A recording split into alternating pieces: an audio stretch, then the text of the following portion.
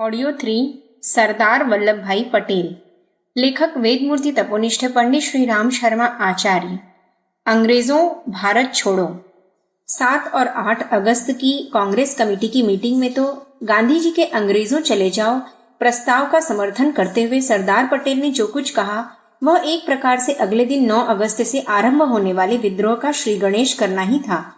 उन्होंने कांग्रेस के अहिंसा सिद्धांत का जिक्र करते हुए कहा, लड़ाई के समय हमारा कार्यक्रम हमेशा गांधी जी ने तैयार किया है। जब तक वे बैठे हैं वे जो हुक्म देंगे वही हम मानेंगे, नरम हो या गरम, जो वे कहें वही करना सिपाहियों का काम है। हमें बड़ी बड़ी धमकियां दी जा रही हैं। हुकूमत का तरीका सबको मालूम है, वह सबको पकड़ेगी। बहुत सी सूचियां और ऑर्डिनेंस तैयार किए गए हैं और तैयार किए जाएंगे। वह तो पिछली लड़ाइयों के समय से दफ्तरों से में तैयार रखे थे, उनमें नई बात क्या है? मगर हमें अपनी जिम्मेदारी सोच लेनी है, समझ लेनी है।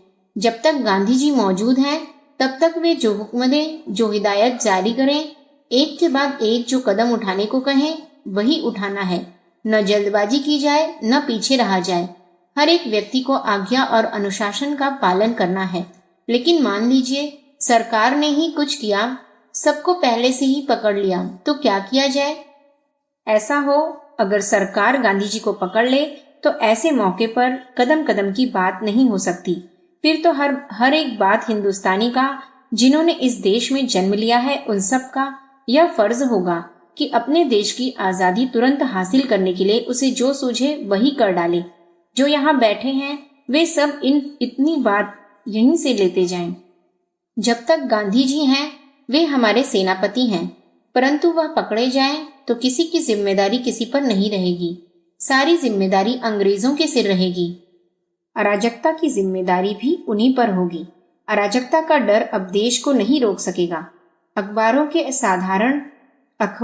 साधारण पाठक सन 1942 के विद्रोह के समय समझते थे कि ये दुर्घटनाएं नेताओं की गिरफ्तारी से उत्तेजित होकर की जा रही हैं, पर सरदार पटेल के ऊपर दिए गए उद्गार साफ बतलाते हैं कि विद्रोह की योजना पहले ही निश्चित कर ली गई थी और सभी नेताओं को उसका पता था।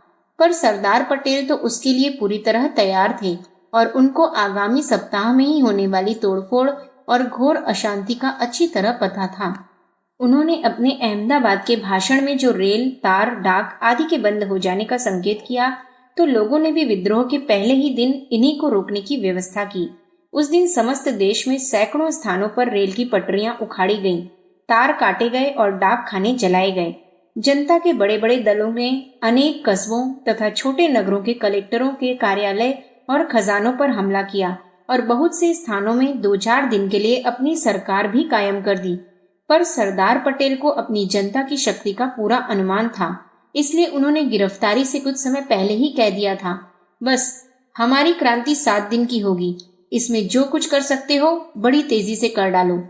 क्या यह एक आश्चर्य की बात नहीं है कि देश को स्वतंत्र कराने का इतना बड़ा काम एक ऐसे व्यक्ति ने किया जिसका स्वास्थ्य नष्ट हो चुका था, आंतरिक अंगों में खराबी आ जाने से जो सदैव रोगी ही बने रहते थे।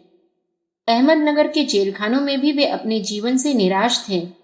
हमेशा परहेज करते रहने की जिंदगी उनको पसंद नहीं आती थी, तो भी देश की खातिर वे सब कुछ चुपचाप सहन करते रहे और उसी रोगी शरीर का भार ढोते हुए भारत को एक सुदृढ़ राष्ट्र बनाने का सर्वोच्च कार्य पूरा कर गए। महापुरुषों का यही लक्षण होता है कि वे परमार्थ के लिए स्वार्थ को छोड़ सकने की पूरी सामर्थ्य रखते हैं। जानकार लोगों का कहना है कि यद्यपि कांग्रेस कार्यकारिणी ने सर्वसम्मति से अंग्रेजों चले जाओ वाला प्रस्ताव पास किया था, पर आपस के वाद विवाद में मौलाना आजाद, डॉक्टर सैयद महमूद और आसफ अली की राय यह थी कि महात्मा गांधी और कांग्रेस को यह आंदोलन आरंभ नहीं करना चाहिए था। नेहरू जी और पंत जी भी कुछ अंशों में इस मत के समर्थक थे। इन लोगों का कहना था कि इस प्रकार के आंदोलन से अमेरिका और चीन, जो भारत को स्वतंत्र किए जाने के पक्ष में है, हमसे सहानुभूति न रखेंगे। वे हमारे इस कार्य को इस निगाह से देखेंगे कि मानो हम युद्ध प्रयत्नों में बाधा डाल रहे हैं और इस प्रकार हिटलर की सहायता कर रहे हैं। पर सरदार पटेल का मत इसके विपरीत था और वे अंत तक 1942 के अंग्रेजों चले जाओ आंदोलन का पूर्ण रूप से समर्थन करते रहे। स्वतंत्रता प्राप्ति के पश्चात। यद्यपि स्वतंत्रता संग्राम में सरदार पटेल ने जितने महत्वपूर्ण कार्य किए, उनका महत्व देश के किसी अन्य नेता के कार्यों से न्यून न था, पर स्वतंत्रता प्राप्त हो जाने के पश्चात कांग्रेस के सामने जो परीक्षा की घड़ी आई कि वह शासन संचालन कर सकने की योग्यता रखती है या नहीं, उस समय लोगों ने उनकी वास्तविक शक्ति और योग्यता का अनुभव किया।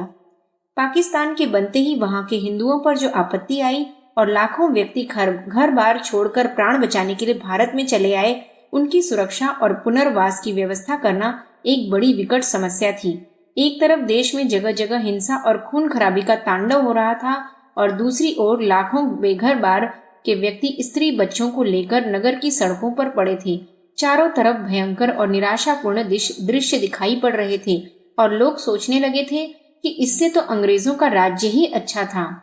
पर सरदार पटेल, जिनके ऊपर गृह विभाग के मंत्री की हैसियत से इन सब समस्याओं को सुलझाने की जिम्मेदारी थी, जरा भी न घबराए और उन्होंने अपने अदम्य साहस और विलक्षण बुद्धि से कुछ ही दिनों में शांति और सुव्यवस्था स्थापित करके देश को प्रगति के मार्ग पर गतिशील कर दिया। जो पंजाबी बंधु शरणार्थी के रूप में एक भार की तरह प्रतीत होते थे, वे ही थोड़ी सी आवश्यक सहायता और साधन मिल जाने पर पुरुषार्थी के रूप में परिवर्तित हो गए। दूसरी काली घटा देशी रियासतों की तरफ से उठी, जहां सभी अपने को खुद मुख्तार समझने लगे थे। वास्तव में अगर स्वतंत्रता प्राप्त हो जाने के बाद भी भारत पूर्ववत 700 हिस्सों में बटा रहता, तो उस स्वतंत्रता का मूल्य बहुत कम हो जाता और वे रियासतें कदम कदम पर देश की प्रगति में रोड़ा अटकाने वाली ही सिद्ध होती। पर सरदार ने ऐसा चमत्कार कर दिखाया कि एक वर्ष के भीतर ही अधिकांश रियासतें स्वेच्छा से भारतीय संघ में विलीन होकर उसका एक उपयोगी अंग बन गईं। गांधी जी की हत्या उस युग की सबसे अधिक सनसनी की घटना थी। कुछ लोगों ने उसके संबंध में सरदार पटेल पर भी दोष लगाया कि उन्होंने गांधी जी की रक्षा में अकर्मण्यता दिखलाई। कुछ लोगों ने घुमा फिराकर यहाँ तक शंका प्रकट की कि श्री पटेल ने जानबूझकर ऐसी घटना हो जाने दी। पर जो लोग गांधी जी और पटेल के संबंधों को जानते थे और उनके मनोभावों से परिचित थे, उन्होंने इस प्रकार की आशंका को भी शत्रुओं का कार्य बतलाया। इसमें एक भेद की बात यह थी कि पटेल हिंदुत्व के समर्थक अवश्य थे और जवाहरलाल जी नेहरू असांप्रदायिकता के जरूरत से ज्यादा पक्षपाती हो जाते थे। इससे इन दोनों में शासन संबंधी मामलों में कुछ मतभेद बना रहता था। अनेक अवसरों पर मंत्रिमंडल के कुछ सदस्य, जिनमें मौलाना आजाद और हुमायूं कबीर का नाम लिया जाता है, इस मतभेद को बढ़ाने और प्रधानमंत्री को अपने अनुकूल करने की चेष्टा करते रहते थे। ऐसे ही लोग और उनके दल वाले सरदार पटेल पर प्रत्यक्ष अप्रत्यक्ष रूप में तरह तरह के आक्षेप लगाकर उनके महत्व को घटाने की चेष्टा किया करते थे। पर जनता में सरदार का इतना अधिक प्रभाव था कि कोई उनका कुछ बिगाड़ न सका। इधर सरदार को किसी प्रकार के मंत्री पद की कुछ परवाह भी न थी। उनकी खरी देशभक्ति और साहसपूर्ण कारनामों ने उनको इतना लोकप्रिय बना दिया था कि वे जिस स्थिति में रहते, देश पर उनका प्रभाव अद्वितीय रूप में बना रहता।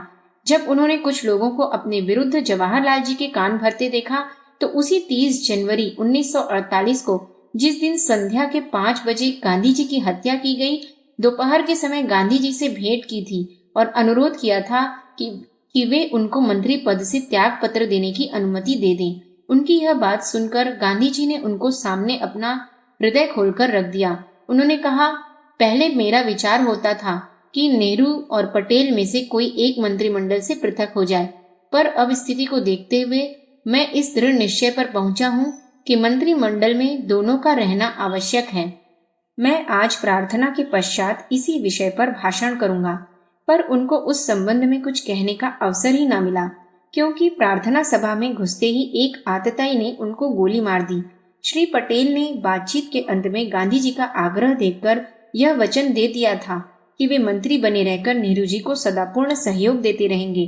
गांधी जी की मृत्यु होने पर सरदार पटेल को इतना मानसिक धक्का लगा कि उनकी स्वाभाविक हंसी बिल्कुल गायब हो गई और 20 दिन के भीतर ही उनको हृदय रोग हो गया। यह देखकर उनकी पुत्री मणिबेन को महादेव भाई की डायरी के ये शब्द याद आने लगे कि सरदार ने गांधी जी से कहा था कि आपके स्वर्गवास के पश्चात मेरी भी जीने की इच्छा नहीं है।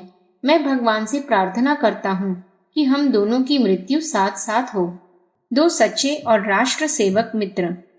नेहरू जी और सरदार पटेल के मतभेद की यह कहानी बड़ी दिलचस्प और साथ ही शिक्षाप्रद भी है। इसका विश्लेषण करने से हम जान सकते हैं कि गीता में भगवान कृष्ण ने अर्जुन को अनासक्त कर्मयोग का जो उपदेश दिया था, उसका पालन किस प्रकार किया जाता है। वास्तव में नेहरू जी और पटेल साहब दोनों ही इतने महान व्यक्ति थे कि देश का शासन संचालन करना उनके लिए कठिन न था, पर दोनों में एक एक गुण की प्रमुखता थी, जिसे देखकर महामानव गांधी जी ने नेहरू जी को अंतर्राष्ट्रीय और पटेल जी को राष्ट्रीय समस्याओं को सुलझाने के लिए अधिक उपयुक्त समझा। सरदार पटेल नेहरू जी से 14 वर्ष बड़े थे और राष्ट्रीय संग्राम में उनकी सेवाएं भी कम न थी, पर गांधी जी के भाव को समझकर उन्होंने नेहरू जी को प्रधानमंत्री और स्वयं उप प्रधानमंत्री रहना स्वीकार किया। इन दोनों का यह सहयोग भारतीय इतिहास में ही नहीं, संसार के इतिहास में भी महत्वपूर्ण माना जा सकता है। यदि हम चाहें तो इसकी तुलना गीता के धनुर्धर अर्जुन और सारथी कृष्ण से भी कर सकते हैं। तभी इसका जिक्र करते हुए भारतीय कांग्रेस के इतिहास लेखक तथा सुप्रसिद्ध राजनीतिक नेता डॉक्टर पट्टाभी सितार मैया ने लिखा था, इस बात पर प्रायः आश्चर्य प्रकट किया जाता है कि यदि हम इन दोनों विरोधियों का सहयोग इतना सुखदायक, इतना उपयुक्त और इतना एकाकार न होता तो दिल्ली की केंद्रीय सरकार की कैसी दशा होती। यदि दो मित्र एक दूसरे की बात को हमेशा काटते रहें तो उनका सहयोग आदर्श नहीं हो सकता। यदि दो साथी एक दूसरे के ऊपर सदा आक्रमण करते रहें तो वे कोई उन्नति नहीं कर सकते हैं और न कोई निर्णय कर सकते हैं। पर हमारे यह दोनों नेता बिल्कुल भिन्न प्रकार के हैं, अतएव हमको उनकी पृथक पृथक विशेषताओं को समझना चाहिए, जिसके कारण वे एक दूसरे को उपयोगी सहयोग देते रहें। यह कहना तो अतिशयोक्ति होगी कि सरदार पटेल और नेहरू जी का दृष्टिकोण एक था, किंतु वे भिन्नता में भी एकता के अद्भुत उदाहरण थे। एक हाथ की कोई भी दो अंगुलियां एक जैसी नहीं होती। एक माता पिता की संतान कोई दो भाई एक जैसा न तो सोचते, न अनुभव करते और न कार्य करते हैं। एक दूसरे से मतभेद रखना और भिन्न भिन्न मार्ग पर चलना स्वाभाविक है। हमारे इन दोनों नेताओं के मतभेद केवल अपनी अपनी प्रकृति के कारण ही नहीं थे, वरन भारत सरकार में अपने अपने विभागों के कारण भी थे। गृह मंत्री को आंतरिक सुरक्षा तथा शांति की उच्चतम भावना को बनाए रखना पड़ता है, जबकि प्रधानमंत्री को किसी विशेष मामले या स्वीकृत नीति के संबंध में विदेशों की प्रतिक्रिया को ध्यान में रखना पड़ता है। पर हमारे पूज्य सरदार और प्यारे नेहरू दोनों ने ही सहयोग कला में अपनी उच्च योग्यता का परिचय दिया।